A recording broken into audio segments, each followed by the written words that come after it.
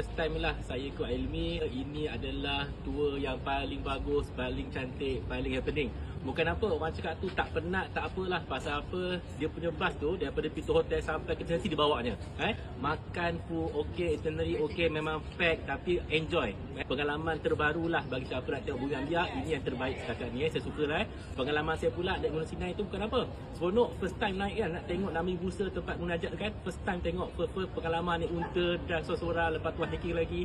Memang orang cakap tu kena cuba sekali. Kalau saya 5 bintang. Okey.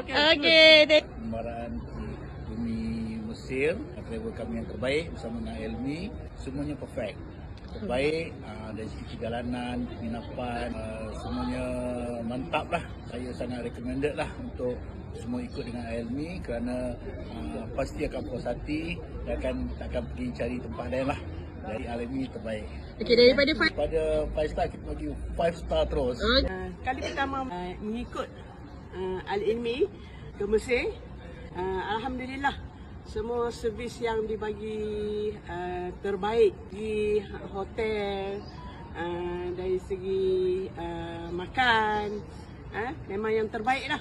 Setakat ni kami jumpa lah. Nak ke mana-mana lagi boleh mungkin dengan Al-Ilmi. Dia 5 star nak bagi berapa star? Kalau boleh 6. 6 star boleh. Okey, Bagi saya ini pengalaman pertama lah dengan Elmi yang terbaik dari segi pengusaha, itinerary perjalanan apa semua, dan juga dengan tour leader dia.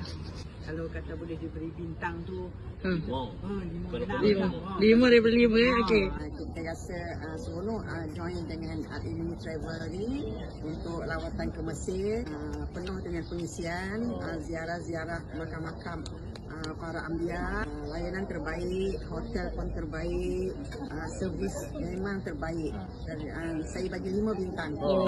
Next month Ke negara lain kita akan cari Al-Ilmi. Okey, Saya seronok datang dengan mereka ini. Banyaklah menziarah makam-makam Nabi ya, Nabi Harun, Nabi Saleh.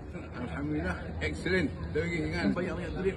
Pergi umrah mana tu, pergi Prasin dulu.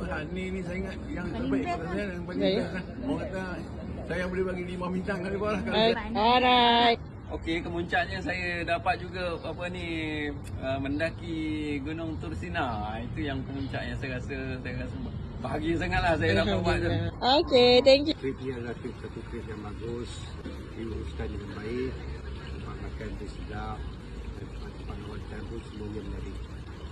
5 star. 5 star. Thank you. Alhamdulillah, saya sangat berpuas hati lah.